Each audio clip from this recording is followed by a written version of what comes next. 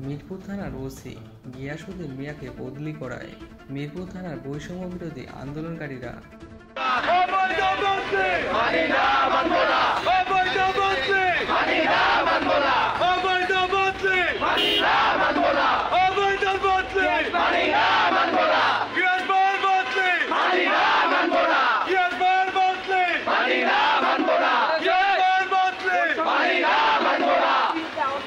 বৈষম্যের বিরুদ্ধে